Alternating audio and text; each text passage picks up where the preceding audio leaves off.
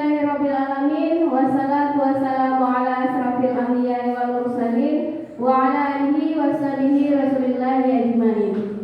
Pertama dan terutama sekali, marilah kita bersama-sama mengucapkan rasa syukur atas kehadiran Allah Subhanahu wa taala yang mana sampai hari ini, sampai detik ini Allah masih memberikan begitu banyak nikmat kepada kita semua, sehingga Bapak dan Ibu bisa berada dalam ruangan ini dalam rangka melaksanakan penyebaran aksi nyata dari guru-guru SMK Negeri 1 Sutra yang mengikuti program Guru Penggerak. Soal beri salam tidak lupanya kita doakan kepada Allah agar selalu disampaikan kepada junjungan kita, yakni Nabi besar Muhammad sallallahu alaihi wasallam. Allahumma shalli ala Muhammad wa ala ali Muhammad. Yang terhormat Ibu Kepala Sekolah SMK Negeri 1 Sutra, yang terhormat Bapak dan Ibu Wakil Kepala Sekolah SMK Negeri 1 Sutra, yang terhormat Bapak dan Ibu Ketua Jurusan SMK Negeri 1 Sutra, dan teristimewa kepada Bapak dan Ibu yang telah hadir di ruangan ini. Untuk mendapatkan rahmat dari Allah Subhanahu wa taala, marilah kita mengawali acara kita pada pagi hari ini dengan membacakan ayat suci Al-Qur'an yang akan dibacakan oleh Bapak Nopri Hendri. Kepada Bapak Nopri waktu dan tempat disilakan.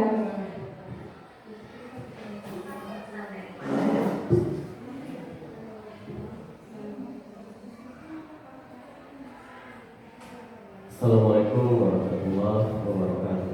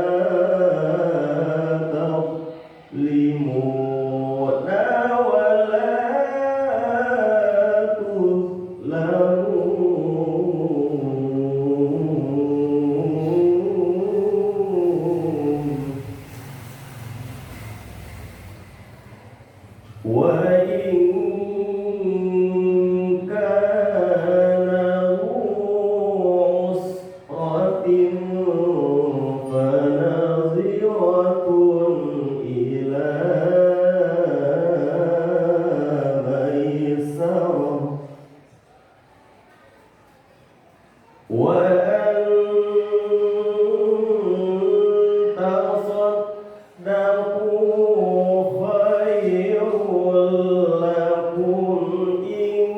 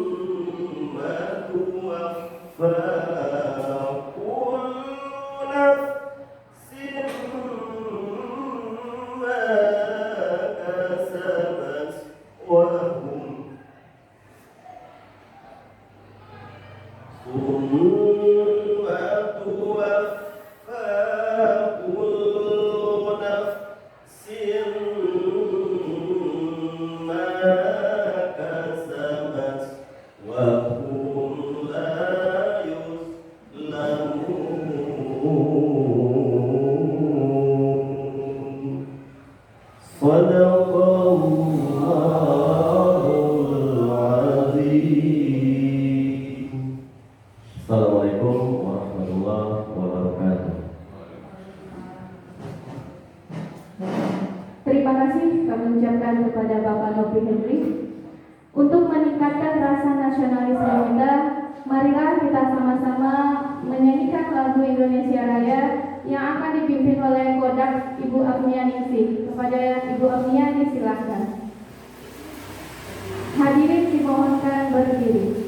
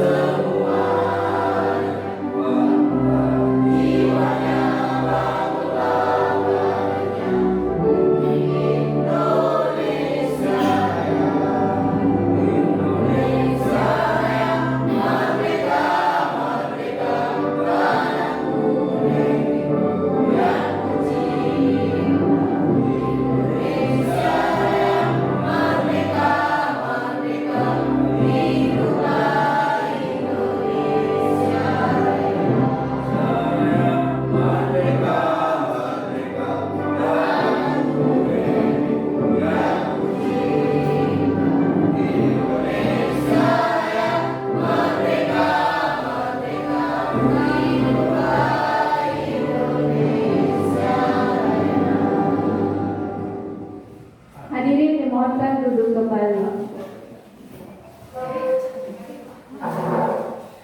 Acara selanjutnya, kata sambutan dari Wakil Humas SMK Negeri 1 Sutra sekaligus membuka acara penyebaran aksi nyata guru penggerak di SMK Negeri 1 Sutra. Kepada Ibu Rizka Wulandari kami persilahkan.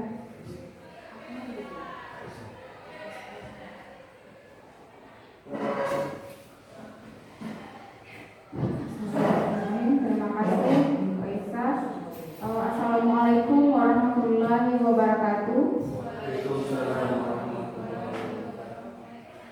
Kata-kata penghormatan dan puja-puji saya tumpahkan kepada pembicara terdahulu. Terima kasih kepada Bapak Ibu yang menyempatkan hadir untuk datang di ruangan ini dalam kegiatan diseminasi budaya positif. Ini menunjukkan bahwa Bapak dan Ibu sangat berkontribusi besar untuk perubahan pendidikan yang ada di SMK Negeri 1 Sutra. Sebelumnya kami menyampaikan permohonan maaf dari Ibu Kepala Sekolah SMK Negeri 1 Sutra.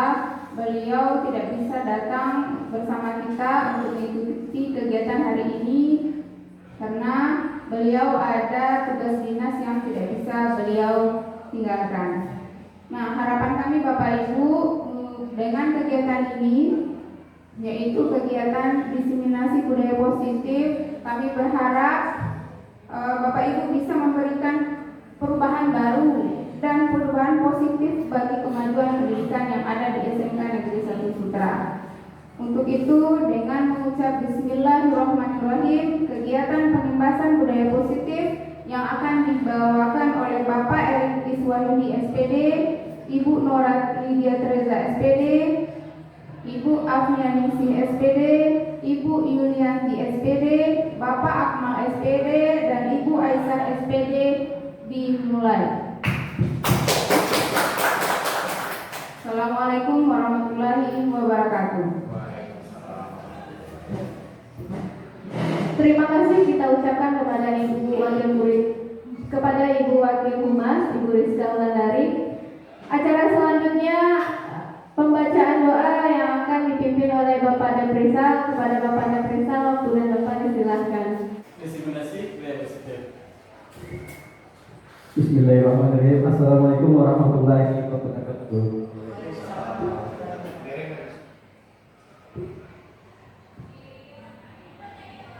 Hadirin semuanya, hadirin sekalian, mari kita tundukkan kepala hati dan jiwa kepada Allah Subhanahu wa taala. A'udzubillahi minasyaitonirrajim. Bismillahirrahmanirrahim. Alhamdulillahirabbil alamin wassalatu wassalamu ala asrafil anbiya'i wal mursalin wa ala alihi wa sahbihi rasulillahi ajmain.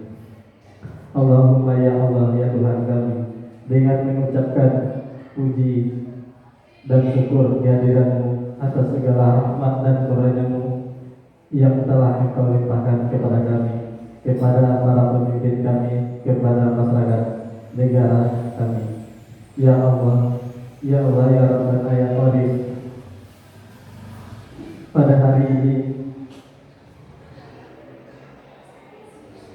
Pada hari ini dalam rangka kegiatan diskriminasi budaya positif yang dilaksanakan kepada guru penggerak, mudah-mudahan acara kegiatan ini berjalan dengan lancar. Rabbana atina fid dunya hasanah wa qina adzabannar. Walhamdulillahirabbil alamin. Assalamualaikum warahmatullahi wabarakatuh.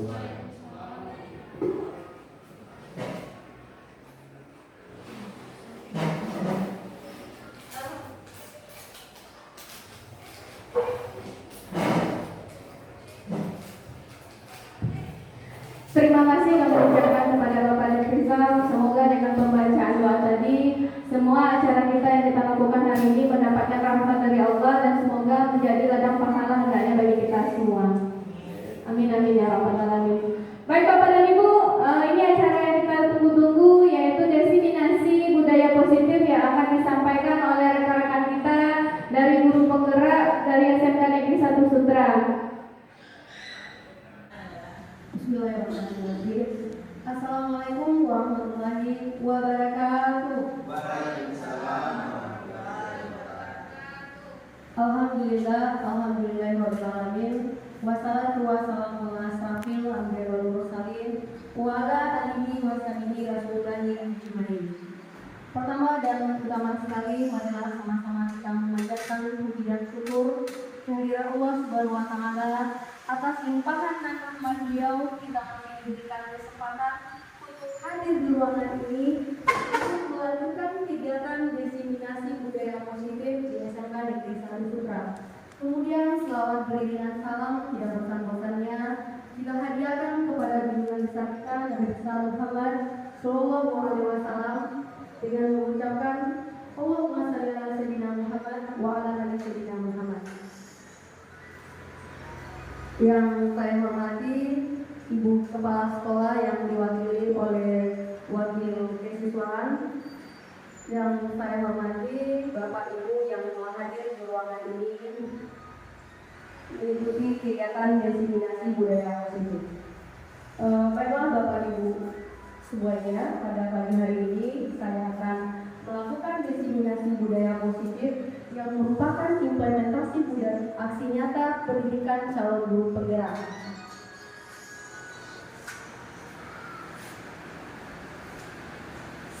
Selamat datang Bapak Ibu guru hebat. Pagi hari ini mari kita belajar bersama, berkolaborasi, saling mendukung demi mewujudkan disiplin positif di SMK Negeri 1 Sutra.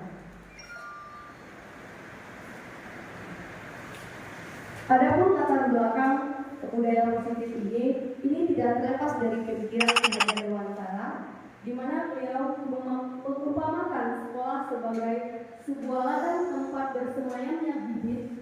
Agar bibit bisa berkembang secara maksimal, maka petani dapat memperbaiki kondisi tanah, memelihara bibit tanaman, memberi pupuk dan air, serta membasmi ulat-ulat atau jamur-jamur yang mengganggu hidup bibit tanaman dan lain sebagainya.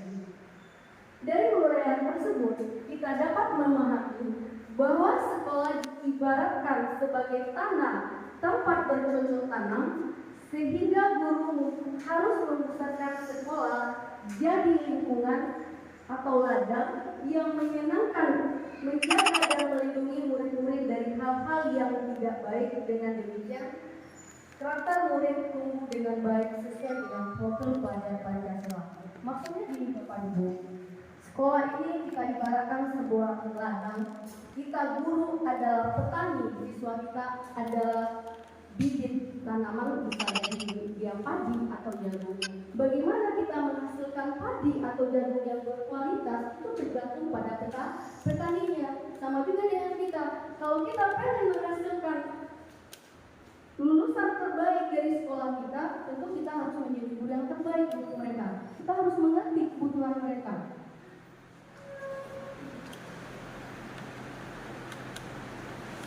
Inilah Bapak Ibu materi yang kami dapatkan selama pendidikan calon guru negara. Inilah nanti yang akan kami sampaikan, yaitu konsep paradigma belajar, yang kedua disiplin positif, yang ketiga kebutuhan dasar manusia, 4 motivasi perilaku manusia, 5 posisi kontrol restitusi, 6 keyakinan kelas, 7 segitiga restitusi. Jadi inilah nanti yang akan saya sampaikan kepada Bapak Ibu yang menjadi bahan diskusi kita nanti Bapak Ibu. Di sini nanti Bapak Ibu saya bukan menggurui, tapi bagaimana kita saling bekerja sama, saling berkolaborasi untuk mendiskusikan bagaimana budaya positif ini nanti bisa kita laksanakan di sekolah kita ini Bapak Ibu, dengan tujuan menghasilkan lulusan terbaik, siswa terbaik dari SMK Negeri 1 Sutra ini Bapak Ibu. Sekarang kita lanjut pada pembelajaran dengan paradigma baru. Pembelajaran dengan paradigma baru dirancang berdasarkan prinsip pembelajaran yang terdiferensiasi sehingga setiap siswa belajar sesuai dengan kebutuhan dari tahap perkembangannya untuk mewujudkan profil pelajar Pancasila. Mungkin Bapak Ibu sebelum hari ini mungkin kita sering mendengar kata-kata terdiferensiasi. Ada dari Bapak Ibu yang tahu apa itu terdiferensiasi? Ada yang tahu? Ibu Ayu bisa memaparkan sedikit mengenai pembelajaran terdiferensiasi? Pembelajaran terdiferensiasi itu adalah pembelajaran yang mengelompokkan siswa berdasarkan minat dan gaya belajarnya. Artinya kita tidak mengkotak-kotakkan siswa Bapak Ibu, tetapi tujuan mengelompokkan itu adalah bagaimana mempermudah kita dan menggali kemampuan minat dan gaya belajar siswa tersebut sehingga sampai pembelajaran kita tercapai. Walaupun mereka diberikan kemampuan yang berbeda, artinya sesuai dengan gaya belajar tadi, tetapi tujuan kita itu adalah sama.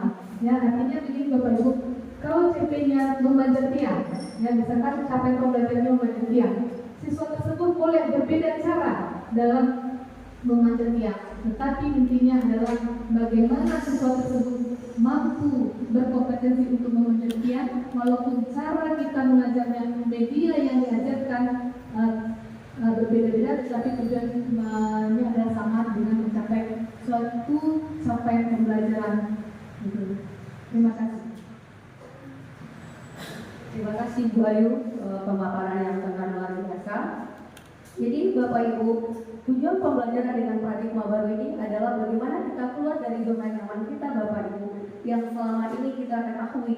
Mungkin secara pribadi ya Bapak Ibu, saya biasanya melakukan pembelajaran itu lebih pada diri saya sebagai guru, tidak kurang memperdulikan kebutuhan siswa. Jadi sekarang bagaimana kita keluar dari zona nyaman kita untuk lebih mengerti kebutuhan peserta didik kita yang dikenal dengan pembelajaran terdiferensiasi. Kita harus tahu kebutuhan peserta didik kita itu apa gaya belajar mereka Bapak Ibu.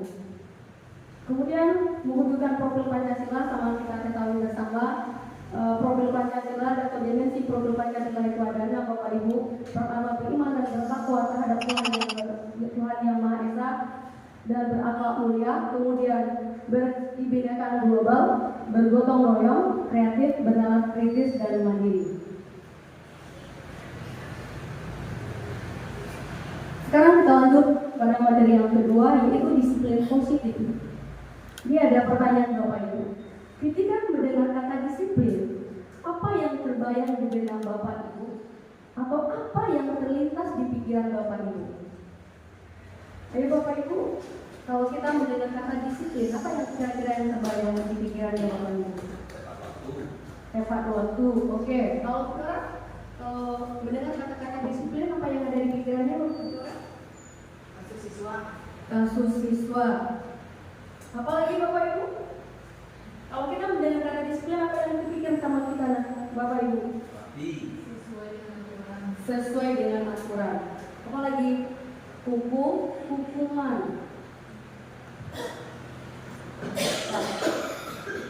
Kebanyakan orang akan menghubungkan kata disiplin dengan tata tertib, teratur, dan kepatuhan pada peraturan. Kata disiplin juga sering dihubungkan dengan hukuman Bapak Ibu.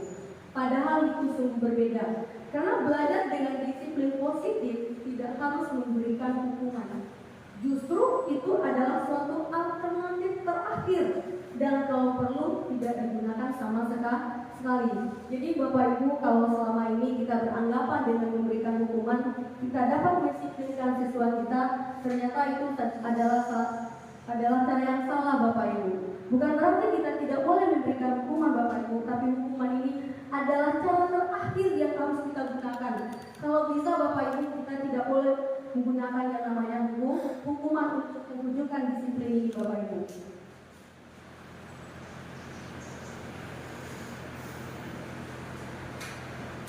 Disiplin positif. Dalam budaya kita, makna kata disiplin dimaknai menjadi sesuatu yang dilakukan seseorang pada orang lain untuk mendapatkan kepatuhan. Kita cenderung menghubungkan kata disiplin dengan ketidaknya nyamanan. Kenapa tidak kenyamanan?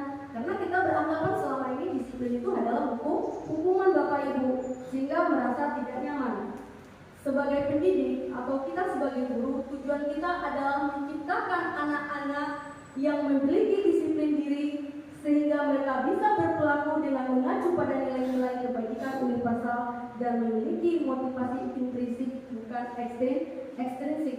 Maksudnya gini Bapak Ibu, ketika kita menanamkan disiplin positif ini pada peserta didik kita harus bisa memunculkan disiplin itu datang dari diri mereka, bukan datang dari kita sebagai guru. Tapi kita bisa menanamkan kepada mereka disiplin itu harus datang dari dirinya, sadar dari diri mereka. Disiplin positif merupakan salah satu cara penerapan disiplin yang bertujuan untuk menumbuhkan kesadaran serta memperdayakan anak untuk melakukan sesuatu tanpa sogokkan ancaman maupun hukuman. Jadi tujuan disiplin itu kalau bisa tidak ada yang namanya sogokkan, tidak ada namanya ancaman maupun hukuman. Sekarang kita lanjut poin ketiga, yaitu kebutuhan dasar manusia. Kebutuhan dasar manusia ini atau kebutuhan dasar kita, kebutuhan dasar peserta didik kita, ini ada 5 Bapak Ibu. Pertama, bertahan hidup. Kedua, kasih sayang dan rasa diterima. 3, penguasaan. 4, kebebasan. 5, kesenangan. Dari 5 kebutuhan dasar ini nanti dapat kita kelompokkan dia menjadi 2 Bapak Ibu, yaitu kebutuhan fisiologi dan kebutuhan psikologi. Mana yang menjadi kebutuhan fisiologi dan mana kebutuhan psikologi? Fisiologi yaitu bertahan hidup, sedangkan poin 2 sampai poin 4 itu adalah kebutuhan psikologi. Kenapa itu kebutuhan fisiologi? Kenapa itu kita katakan kebutuhan psikologi? Ini penjelasan lebih lanjut Bapak Ibu. Bertahan hidup adalah kebutuhan yang bersifat fisiologis atau fisiologi untuk bertahan hidup. Misalnya kesehatan, rumah, dan makanan. fisik berasal dari kata fisik, berarti kebutuhan yang dipenuhi oleh tubuh. Apa yang dipenuhi oleh tubuh kita, yang harus dipenuhi oleh tubuh kita? Pertama adalah namanya makan, minum, pakaian, rumah, kesehatan. Komponen psikologis pada kebutuhan ini meliputi kebutuhan akan perasaan aman Bapak Ibu. Jadi sebagai guru Bapak Ibu, untuk mewujudkan budaya positif, kita harus memastikan apakah kebutuhan untuk bertahan hidup sudah dipenuhi oleh peserta didik kita. Contoh di kelas, kebanyakan siswa kita kan sering melamun, terusnya kita tanya Bapak Ibu kenapa mereka melamun. Bisa jadi kebutuhan dasar mereka belum terpenuhi, bisa jadi mereka belum makan ketika datang ke sekolah Bapak Ibu. Yang kedua, kasih sayang dan rasa diterima. Kasih sayang dan rasa diterima ini kita kelompokkan kepada kebutuhan psikologi, lebih kepada jiwa Bapak Ibu. Kebutuhan untuk disayang dan diterima meliputi kebutuhan akan hubungan dan koneksi sosial, kebutuhan untuk memberi dan menerima kasih sayang, dan kebutuhan merasa menjadi bagian dari satu kelompok.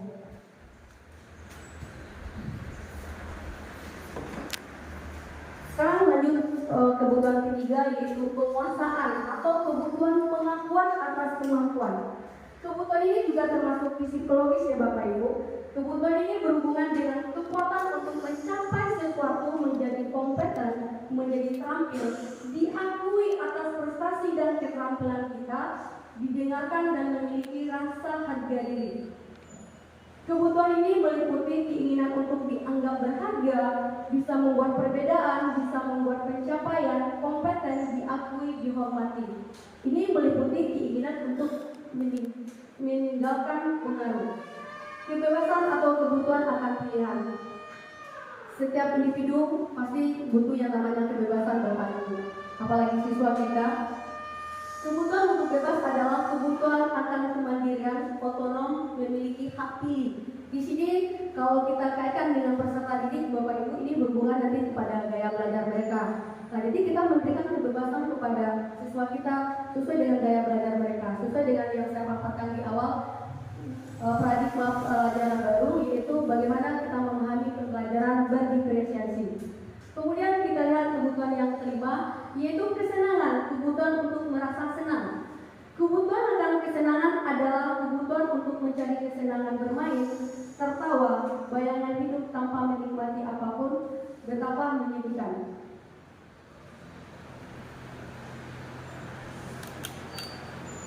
Oke, sekarang kita lanjut poin yang keempat, motivasi perilaku manusia. Motivasi perilaku manusia, motivasi. Kita sering mendengar kata-kata motivasi ya Bapak Ibu. Motivasi itu apa tuh Bapak Ibu? Ada yang apa itu motivasi? Dorongan. Jadi motivasi itu adalah dorongan. Dorongan itu bisa dari diri kita, bisa dari luar. Jadi motivasi itu merupakan dorongan yang timbul pada diri seseorang secara sadar maupun tidak sadar untuk melakukan satu tindakan dengan tujuan tertentu. Ini ada beberapa hal seseorang termotivasi karena disebabkan oleh beberapa hal. Pertama, menghindari ketidaknyamanan dan hukuman. Murid melakukan disiplin diri karena ia takut dihukum. Ini merupakan motivasi ekstrinsik. Kemudian mendapatkan imbalan atau penghargaan dari orang lain. Murid melakukan disiplin diri karena ia ingin mendapatkan imbalan. Ini merupakan motivasi ekstrinsik. Menghargai nilai-nilai kebajikan diri. Murid melakukan disiplin diri karena sadar akan nilai kebajikan dirinya. Ini merupakan motivasi intrinsik. Bapak Ibu, dari situ bisa kita simpulkan ya Bapak Ibu, ternyata motivasi itu nanti bisa kita bagi dua, motivasi intrinsik dan motivasi ekstrinsik. Apa itu motivasi intrinsik? Yaitu motivasi yang timbul dari diri kita sendiri Bapak Ibu, tanpa ada paksaan dari pihak lain untuk melakukan itu. Kemudian yang kedua, apa itu? Motivasi ekstrinsik. Ekstrinsik artinya luar. Berarti motivasi yang didatangkan dari luar diri kita sendiri. Biasanya itu ada namanya nanti adanya hukuman, adanya penghargaan, adanya konsekuensi menjadi faktor ekstrinsik.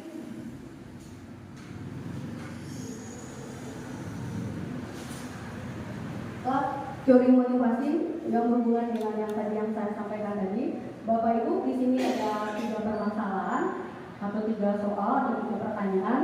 Pada soal pertama atau masalah pertama, sebagai seorang guru, saat Anda hadir mengajar di kelas tepat waktu, motivasi apakah yang mendasari tindakan Anda? Ya Bapak Ibu, kira-kira untuk problem nomor 1, kita hadir tepat waktu mengajar di sekolah, itu termasuk motivasi apa Bapak Ibu? Disiplin. Kalau motivasinya apa tuh Bapak? Termasuk motivasi intrinsik kah ya atau ekstrinsik? Intrinsik. Karena guru itu sadar akan tanggung jawabnya, harga dirinya Bapak Ibu. Nah, problem kedua Bapak Ibu, apakah Anda datang tepat waktu karena tidak ingin ditegur oleh atasan Anda dan kemudian mendapat surat peringatan atau menghindari ketidaknyamanan dan hukuman, atau Anda ingin mendapatkan pujian dari atasan Anda dan mendapatkan penghargaan sebagai guru berprestasi? Nah, kira-kira Pak Jadi bisa jawab untuk pertanyaan nomor 2.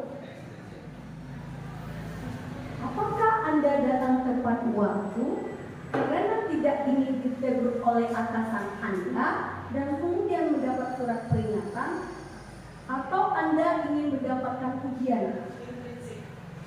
Apa itu ditanya Bapak Ibu?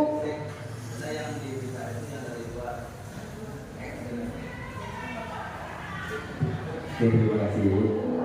Kalau saya memahami dari pertanyaan problem kedua, yang saya ambil kuncinya di sini adalah adanya pihak luar, yaitu tentang teguran dari kepala sekolah ataupun dari menghindari ketidaknyamanan hukuman. Mungkin itu aja. Karena saya ambil kata kuncinya di sana, makanya saya jawab ini adalah ekstrinsik. Karena ekstrinsik itu pengertiannya dari luar, bukan datangnya dari kita. Itu aja, terima kasih Ibu. Maaf kalau salah. Ya, makasih Pak Jeki atas paparannya.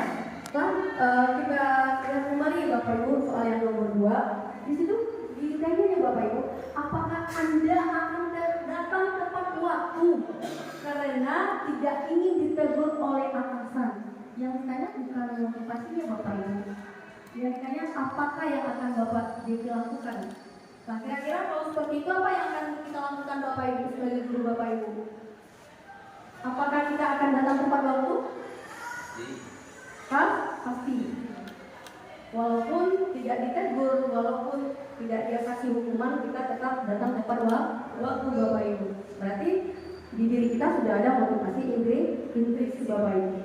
Yang ketiga, manakah motivasi yang paling kuat mendasari tindakan Anda, atau bahkan kombinasi dari 2 motivasi, atau bahkan ketiga-tiganya? Maksudnya gini Bapak Ibu, dari problem 1 dan problem 2, kira-kira motivasi apa yang paling kuat yang akan kita lakukan Bapak Ibu?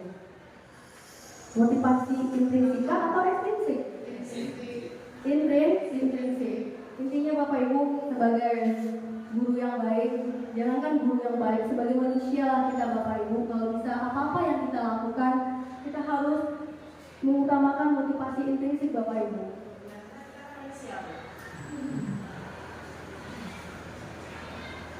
Kita lanjut Bapak Ibu, konsep disiplin. Ternyata konsep disiplin ini Bapak Ibu menghasilkan bukan saja identitas sukses yang dihasilkan Bapak Ibu, ternyata ada juga identitas gagal ya Bapak Ibu. Konsep disiplin dengan identitas gagal ini Bapak Ibu, ini ada 2 Bapak Ibu. Dari kita mengasih hukuman dan penghargaan Bapak Ibu. Selama ini mungkin kita berpikir ya Bapak Ibu, dengan memberikan penghargaan dapat memotivasi peserta didik kita Bapak Ibu. Ternyata itu tidak sebagus yang kita bayangkan Bapak Ibu. Kalau hukuman mungkin kita sudah tahu ya Bapak Ibu itu memberatkan Bapak Ibu. Kita sudah tahu yang namanya hukuman, pasti itu adalah hal-hal yang negatif Bapak Ibu. Tetapi ketika kita mendengar penghargaan, itu adalah hal yang positif. Ternyata apa di lapangan Bapak Ibu? Ternyata penghargaan itu tidak semestinya sukses Bapak Ibu. Ternyata dia juga menghasilkan identitas gagal Bapak Ibu. Di mana ketika kita menghasilkan penghargaan kepada siswa kita Bapak Ibu, itu tidak akan efektif Bapak Ibu.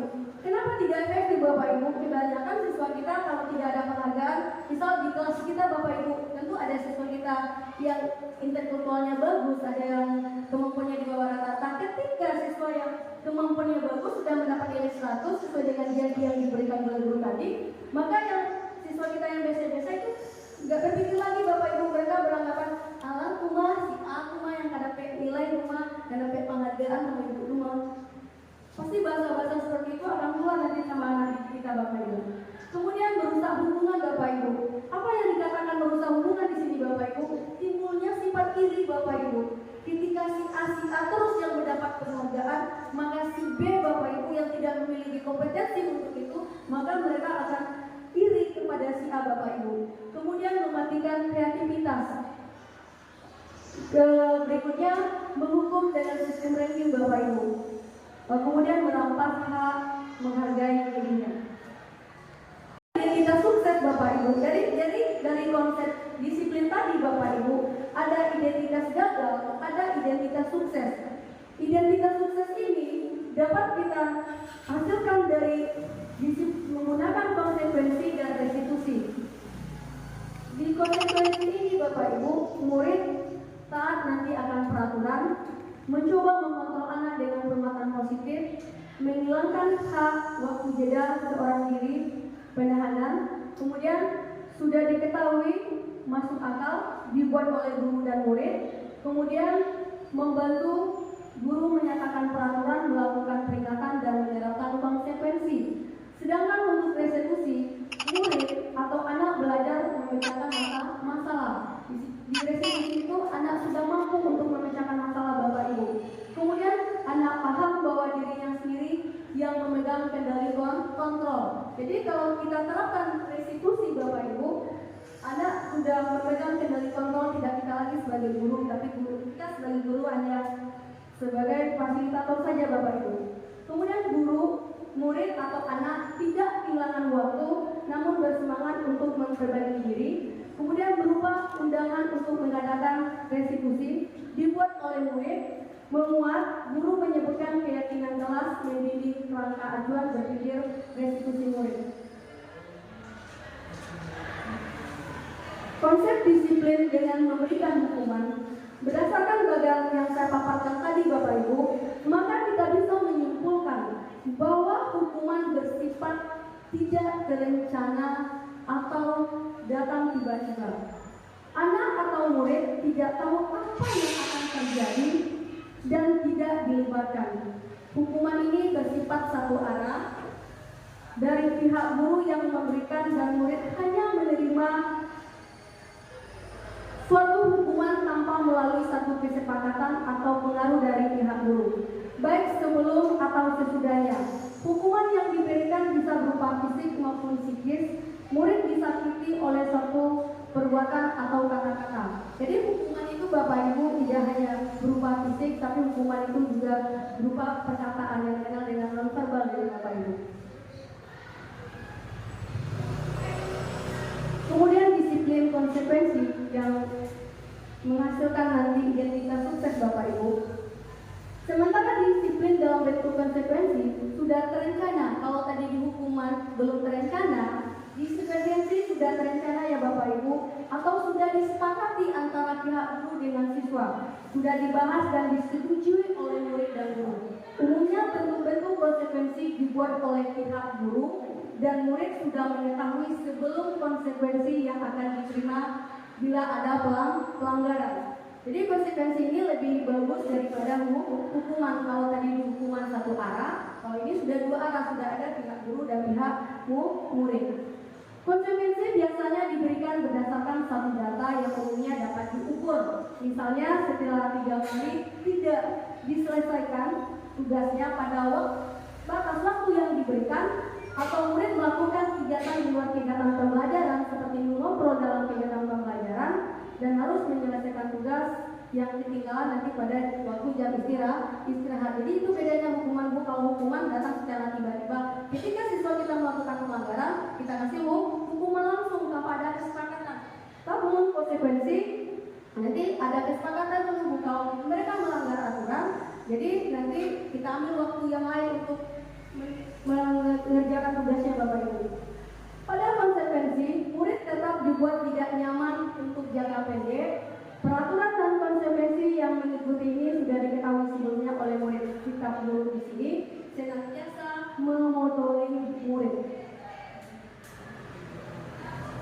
Kemudian masuk ke yang keempat, konsep disiplin positif, yaitu restitusi.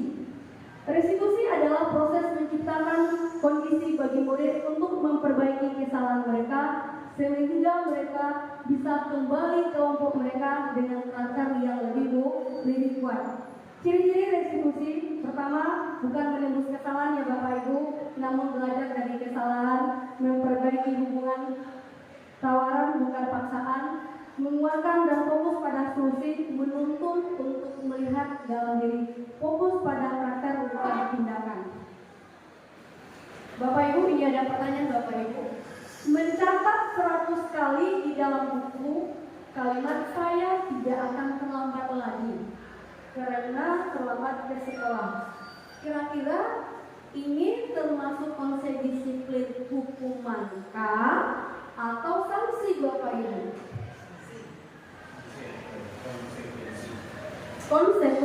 Konsekuensi.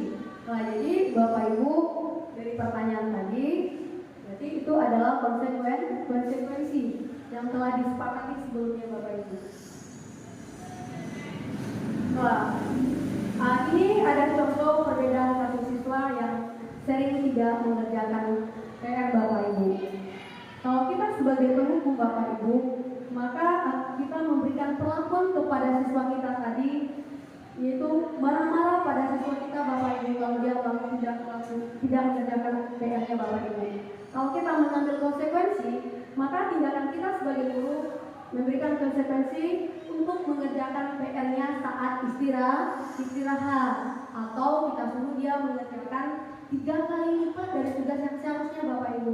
Kalau tadi tugas formalnya mungkin 10 buah, karena mereka tidak mengerjakan, maka kita kasih soalnya 30, nanti dikerjakan di luar jam pembelajaran Bapak Ibu.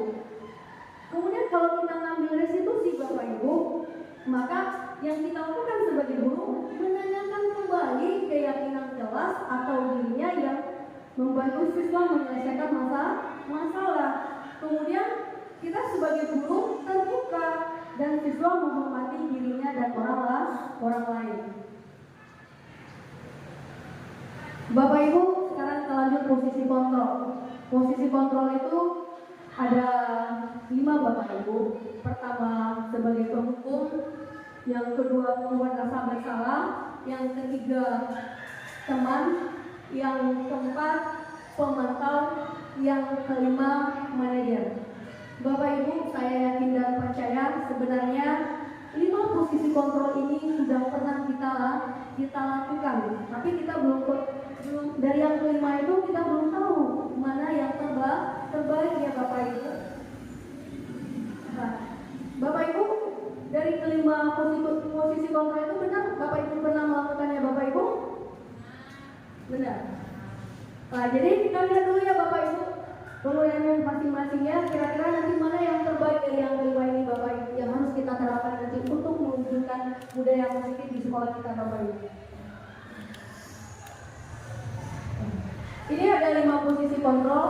Posisi kalau tindakan ya Bapak Ibu, kalau kita sebagai penghukum, maka tindakan yang kita lakukan sebagai guru adalah memarahi, kemudian mengkritik, menyakiti, melakukan tindakan kekerasan baik verbal maupun non verbal dari Bapak Ibu kalau kita sebagai penghukum. Dari posisi perkataan, kata-kata yang akan kita keluarkan kalau kita sebagai penghukum Bapak Ibu, kalau kamu Bapak Ibu akan, akibatnya apa Bapak Ibu kalau kita memberikan hukuman Bapak Ibu? Murid tidak peduli lagi dengan gurunya atau tugas sekolahnya. Kemudian pola perilaku melanggar yang berulang sebagai bentuk perlawanan Bapak Ibu. Kemudian motivasi yang berkembang adalah motivasi ekstrinsik, tidak intrinsik Bapak Ibu, karena ada hukuman saja mereka mematuhi peraturan yang kita sepakati Bapak Ibu. Kemudian Bapak Ibu, kalau kita sebagai pembuat rasa bersalah, tindakan yang kita lakukan sebagai guru biasanya kita mendiamkan Bapak Ibu. Kemudian menceramahi, membuat rasa bersalah. Kemudian apa perkataan yang akan kita keluarkan Bapak Ibu? Bapak Ibu kecewa sama kamu. Kalau orang tua kamu tahu bagaimana perasaannya, kamu tahu akibatnya apa Bapak Ibu kalau kita membuat rasa bersalah Bapak Ibu, murid merasa bodoh atau nakal. Pola perilakunya rasa rendah diri, kurang percaya diri, cemas dan khawatir. Karena motivasi yang akan berkembang adalah motivasi ekstrinsik. Kemudian kalau kita ambil posisi kita sebagai teman, maka tindakan yang kita lakukan yaitu membuat pemakluman Bapak Ibu. Kita kasih maklum aja lah supaya kita merasa dekat sama mereka Bapak Ibu. Kemudian perkataan, lakukanlah demi Bapak Ibu nak. Akibatnya apa? Merasa guru adalah teman yang bisa memaklumi kesalahan mereka.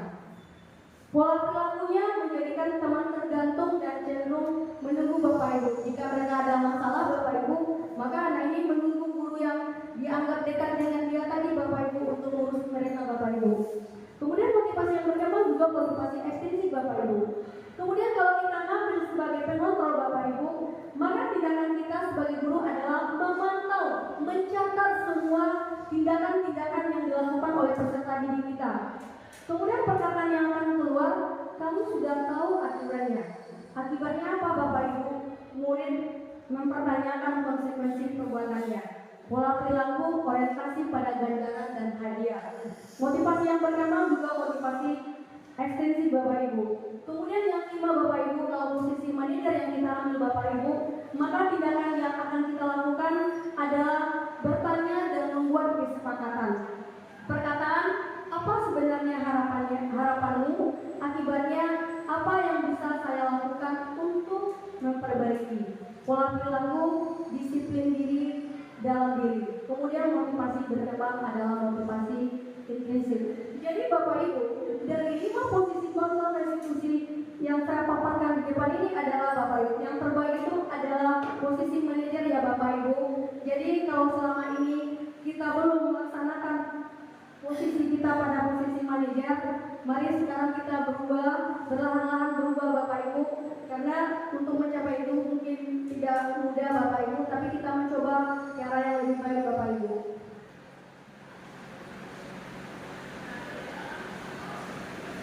Kita lanjut pada perhukum sesuai dengan uraian yang kita buat tadi Bapak Ibu. Kalau perhukum itu biasanya Bapak Ibu suara kita tinggi ya Bapak Ibu, bahasa hukum kita. Kemudian mata kita sering melotot ya Bapak Ibu, yang namanya kita marah berarti mata kita melotot biasanya Bapak Ibu. Jadi kita menunjuk-nunjuk. Kalau itu yang pernah kita lakukan Bapak Ibu, berarti posisi kita adalah perhukum Bapak Ibu. Hasil dari memberikan hukuman tadi Bapak Ibu, kemungkinan murid kita marah dan mendendam atau bersifat agresif Bapak Ibu. Yang lebih buruknya ya Bapak Ibu, sepulang sekolah bisa jadi murid kita itu menggores kendaraan kita Bapak Ibu, karena dia dendam tadi Bapak Ibu. Kemudian membuat rasa bersalah Bapak Ibu, membuat rasa bersalah, maka nada suara kita biasanya memelas, halus, sedih, bahasa tubuh merapat pada anak dan lesu. Kemudian apa yang dihasilkan Bapak Ibu? Yang dihasilkan murid akan merasa bersalah telah mengecewakan ibu atau bapak gurunya. Kalau kita ambil posisi teman Bapak Ibu, maka suara yang kita gunakan adalah ramah, akrab dan bercanda, bahasa tubuh merapat pada murid, mata dan senyum jenaka Bapak Ibu. Hasilnya, murid akan merasa senang dan akrab dengan guru. Ini termasuk dampak yang positif, hanya saja di sisi negatif murid menjadi tergantung pada kita Bapak Ibu. Kemudian sebagai pemantau maka nada suara kita lebih datar, bahasa tubuh yang formal Bapak Ibu.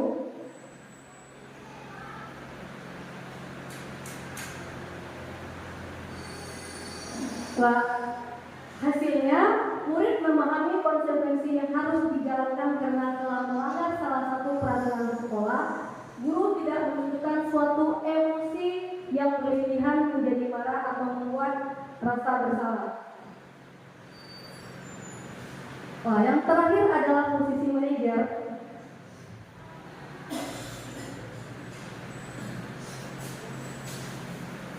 Pada posisi manajer ini adalah posisi terakhir Bapak Ibu, di mana di posisi ini guru berbuat sesuatu bersama dengan murid. Persilakan murid mempertanggungjawabkan pelakunya, mendukung murid agar dapat menemukan solusi atas permasalahannya sendiri Bapak Ibu. Jadi dari ini mah posisi kontrol tadi Bapak Ibu, yang terbaik itu adalah posisi manajer Bapak Ibu, di mana di sini kita tidak mencari siapa yang salah, tapi kita mencari solusinya Bapak Ibu.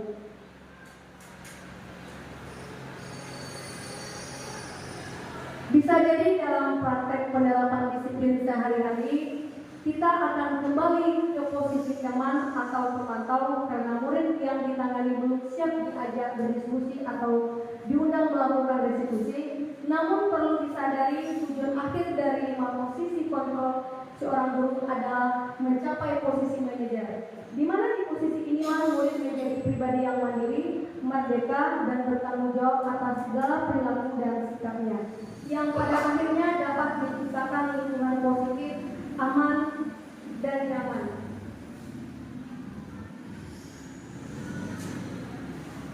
Nah, sekarang kita lanjut poin berikutnya Bapak Ibu, keyakinan ke kelas.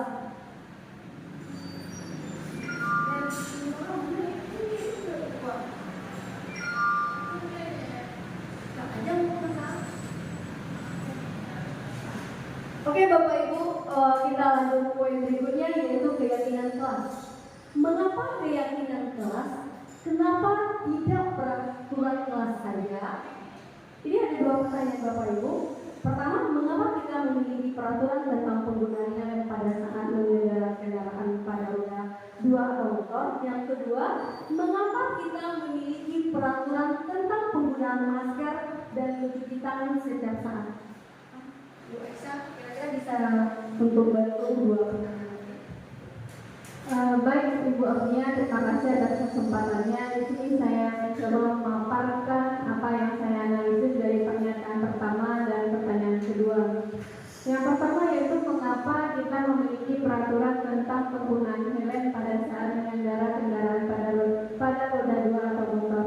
Sama-sama kita ketahui Bapak Ibu bahwa Undang-Undang Nomor 22 Tahun 2011 tentang lalu lintas itu mengatur bahwa setiap orang yang mengendarai sepeda motor itu harus dan wajib memakai helm.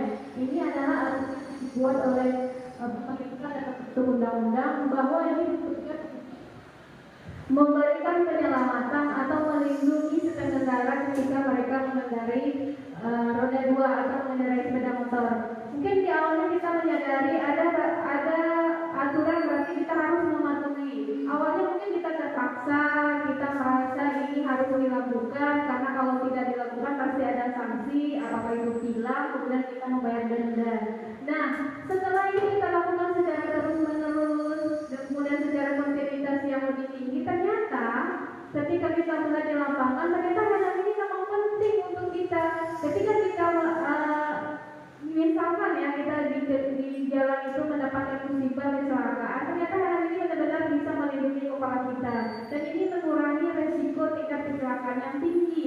Nah, ini juga melindungi bagaimana kondisi kita ketika terjadinya kecelakaan. Jadi awalnya berasal dari peraturan, karena menurut kita yakini ternyata peraturan itu memang baik untuk kita, maka muncullah keyakinan. Kita yakin bukan hanya peraturan, kita butuh hewan itu bukan hanya sekedar untuk menghindari diri dari hukuman, tidak menghindari diri dari denda. Jadi itu ya peraturan dulu, kemudian kita sadari ternyata memang penting, maka muncullah keyakinan. Itu ya. Dan untuk soal nomor 2, mengapa kita memiliki peraturan tentang penggunaan masker dan mencuci tangan setiap saat? Ini kita rasakan ketika COVID ya Bapak dan Ibu. Ini aturan yang luar biasa sekali ditentang hampir oleh seluruh masyarakat Indonesia. Kenapa? Karena dalam setiap hari kita udah nggak biasa loh kita pakai masker. Kenapa sekarang harus pakai masker? Kemudian kita selain membeli ya, ini ada keterpaksaan. Kita merasa ini mengesah, ini merasa hal yang kalau bagi ibu-ibu ya listriknya nggak kelihatan, makeupnya nggak kelihatan, jadi cantiknya berkurang. Itu awal munculnya. Nah, tetapi setelah munculnya COVID, ternyata masker ini benar-benar luar biasa melindungi kita dari penyebaran virus COVID. Jadi ternyata masker yang selama ini kita yakini itu mengganggu penampilan kita atau mengurangi rasa pede dari kita ketika terjadi bencana, terjadi musibah, ini hal yang paling dicari oleh manusia. Bahkan ketika itu masker itu harganya luar biasa mahal ya Bapak dan Ibu. Tetapi karena ada COVID, kemudian muncullah peraturan harus dan wajib keluar rumah itu pakai masker. Mau tidak mau, terpaksa dan tidak terpaksa kita pakai masker ya. Ternyata setelah kita dalami itu, kita pakai beberapa hari, ternyata benar-benar bermanfaat bagi kita. Muncullah kesadaran bahwa masker itu memang penting dan mencuci tangan sebelum makan itu memang mempengaruhi kondisi fisik kita ya. Ketika kita melakukan berbanyak aktivitas di luar, kemudian kita langsung makan, saya yakin percaya setelah itu kita mungkin sakit, flu, demam atau segala macamnya. Nah, awalnya kita terpaksa karena memang ada manfaatnya, beresiko baik untuk kita, muncullah keyakinan. Kita meyakini bahwa masker dan mencuci tangan itu sebelum makan itu bermanfaat bagi kondisi fisik manusia. Inilah yang berawal menurut saya mengapa dari peraturan berubah menjadi keyakinan. Ada manfaat, kita lakukan secara kontinuitas sehingga muncullah kita ada perasaan ini yakin kita ya secara bisa diambil atau dimasukkan secara akal sehat bahwa ini memang penting. Mungkin itu ibunya yang bisa saya bantu untuk memaparkan tentang keyakinan kelas. Terima kasih Bu Aisyah, paparan yang sangat luar biasa ya Bapak Ibu. Jadi keyakinan kelas, kenapa tidak peraturan? Nah, jadi keyakinan kelas itu dibuat dulu dari peraturan kelas Bapak Ibu. Setelah peraturan kelas itu ada, kita meyakini nanti bahwa peraturan itu adalah suatu keyakinan nantinya Bapak Ibu yang harus kita terapkan. Salah satu bentuk keyakinan kelas Bapak Ibu, sekarang kita bahas bentuk keyakinan kelas. Pertama bentuk keyakinan kelas itu adalah disiplin waktu. Nah, yang kedua belajar dengan antusias, semangat dan percaya diri. Ketiga, saling menjaga kebersihan dan keindahan. 4, saling membantu dan bekerja sama. 5, menghargai guru dan teman yang sedang bercerita.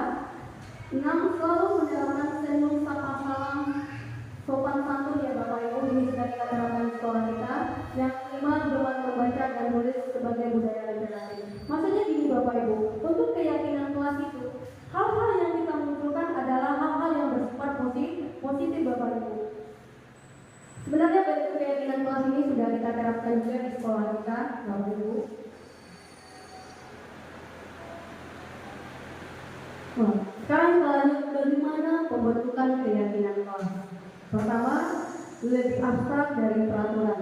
Jadi Bapak Ibu, keyakinan kelas ini lebih abstrak atau lebih halus daripada peraturan. Kalau peraturan itu terbuat dalam bentuk tertulis, keyakinan kelas itu sudah kita yakini Bapak Ibu. Lalu kemudian berupa pernyataan yang universal dibuat dalam bentuk positif sedikit saja agar mudah diingat. Jadi keyakinan kelas itu tidak perlu banyak Bapak Ibu, cukup beberapa poin saja. Semoga mudah diingat Bapak Ibu. Kemudian sesuai dengan kondisi kelas dan sekolah yang sudah diterapkan. Kemudian semua warga kelas atau sekolah dilibatkan saat membuat keyakinan kelas.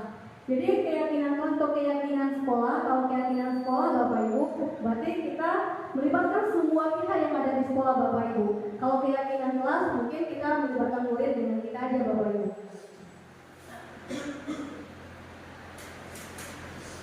Sekarang kita lanjut poin berikutnya Bapak Ibu, yaitu segitiga restitusi. Segitiga restitusi adalah atau merupakan proses menciptakan kondisi bagi peserta didik untuk memperbaiki kesalahan mereka sehingga mereka kembali pada kelompok mereka dengan karakter yang lebih kuat. Nah, segitiga restitusi ini Bapak Ibu, mengapa dia dikatakan juga restitusi? Ini sesuai grafiknya Bapak Ibu, sesuai gambarnya Bapak Ibu, ada 3 tahap atau tindakan yang nanti kita lakukan Bapak Ibu.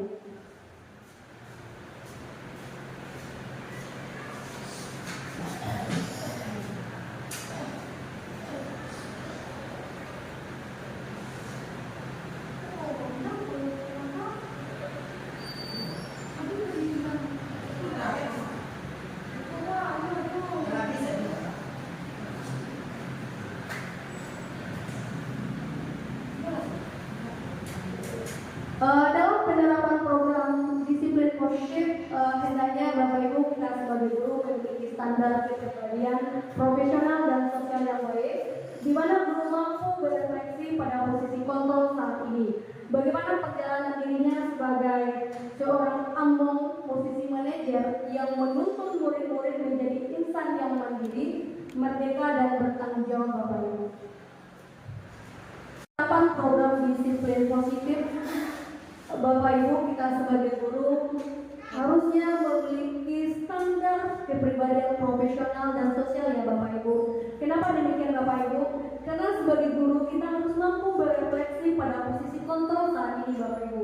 Bagaimana perjalanan diri kita sebagai seorang among posisi manajer yang menuntun murid-murid menjadi insan yang mandiri, merdeka dan bertanggung jawab. Demikianlah Bapak Ibu presentasi atau diseminasi budaya positif saya Bapak Ibu. Banyak dan kurangnya saya mohon maaf. Semoga apa yang saya sampaikan tadi, apa-apa yang kita diskusikan tadi mudah-mudahan bermanfaat untuk kedepannya untuk sekolah kita dalam menerapkan budaya positif Bapak Ibu. Bapak Ibu, semoga sesi belajar kita hari ini berbuat manfaat sehingga dapat mewujudkan pelajar profil Pancasila saya sudahi. Assalamualaikum warahmatullahi wabarakatuh. Waalaikumsalam warahmatullahi wabarakatuh.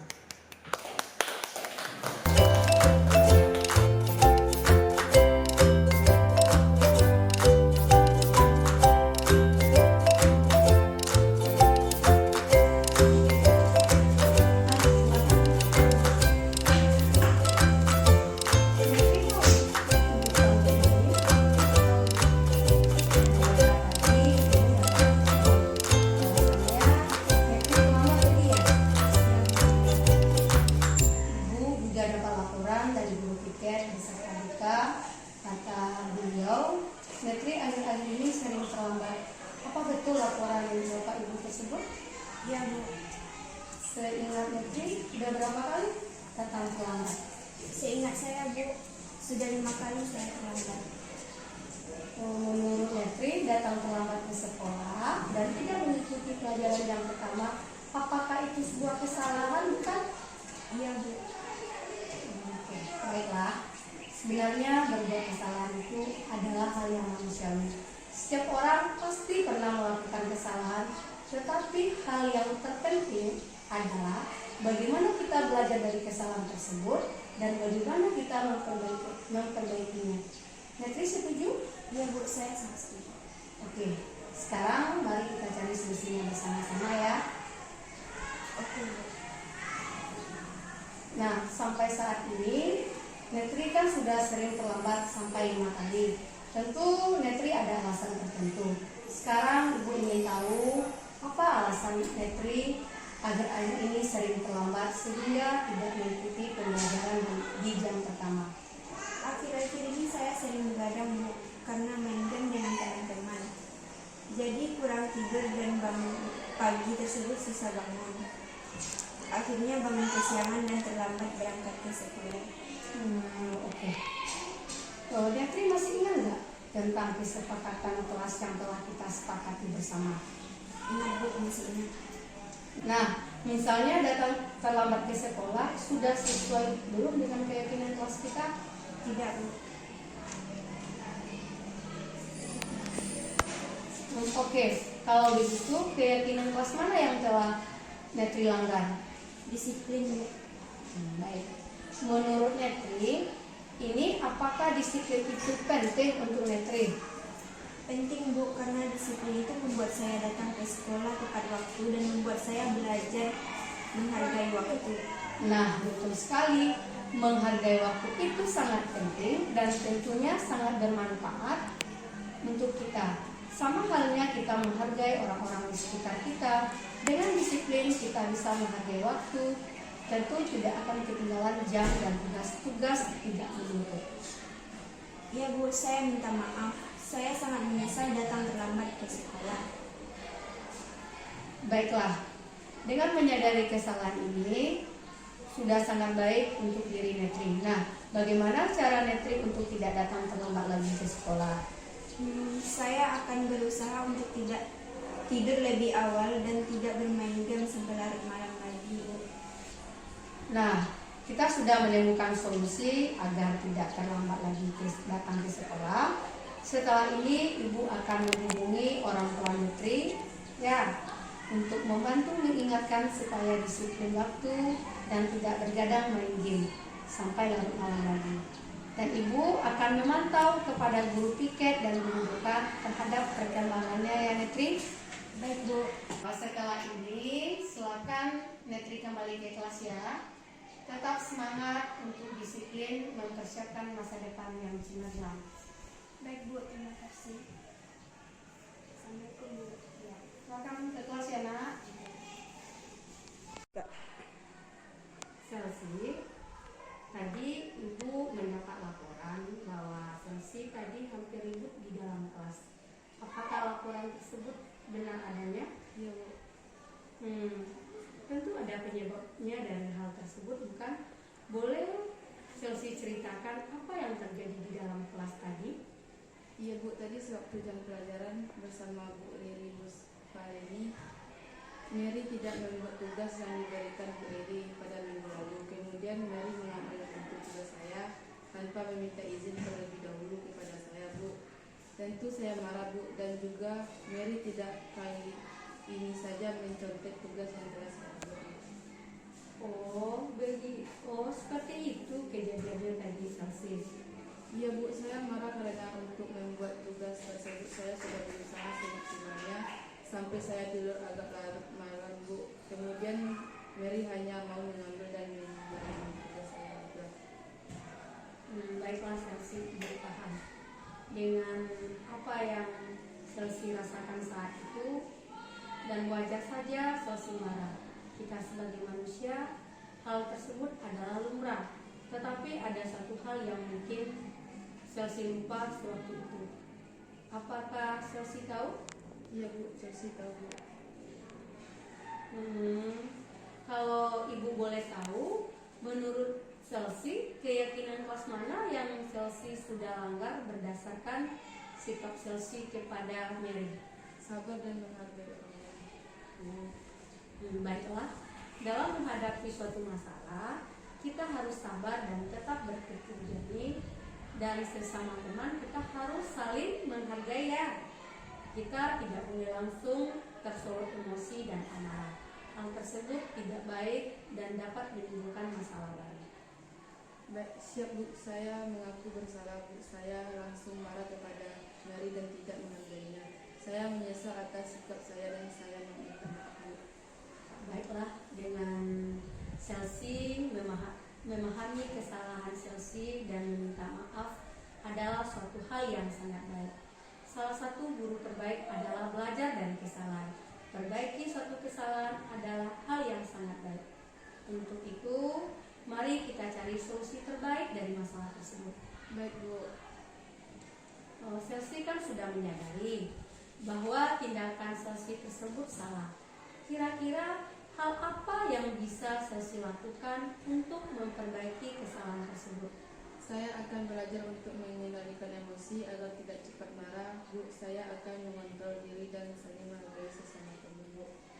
Baiklah Selsi, hal tersebut sangat baik Selsi. Kita memang harus tetap belajar untuk mengontrol diri dan saling menghargai. Proses belajar bukan sekedar belajar materi pelajaran saja, tetapi lebih kepada mempersiapkan diri dalam menghadapi tantangan yang lebih besar di masa depan. Tetap memupuk rasa sabar dan saling menghargai adalah modal dalam mempersiapkan kemampuan kita. Baik Bu. Nah, sekarang kita sudah menemukan solusi dari permasalahan Selsi. Ibu harap ke depannya Selsi bisa lebih sabar dan menghargai temannya. Iya Bu. Nah, setelah ini Selsi kembali ke kelas ya, dan melanjutkan pembelajaran pada hari ini. Baik Bu, terima kasih ya Bu. Assalamualaikum Bu. Assalamualaikum warahmatullahi wabarakatuh. Perkenalkan, saya Netri Nofrianti dari kelas 10 akuntansi 2. Saya mengucapkan terima kasih kepada Bu Afnia Ningsi yang sudah mengajak saya berdiskusi. Saya senang sekali saya mendapatkan solusi dari permasalahan saya. Insya Allah kedepannya saya tidak akan begadang dan bermain game sampai larut malam lagi. Saya akan disiplin datang ke sekolah tepat waktu. Assalamualaikum warahmatullahi wabarakatuh. Assalamualaikum warahmatullahi wabarakatuh. Perkenalkan, nama saya Chelsea Indah Putri dari kelas 10 akuntansi 2. Saya mengucapkan terima kasih kepada Ibu Afnia Ningsi, guru yang sudah mengajak saya berdiskusi. Saya senang sekali saya mendapatkan solusi dari permasalahan saya. Insya Allah saya ke depannya akan lebih sabar lagi dan menghargai sesama teman. Assalamualaikum warahmatullahi wabarakatuh.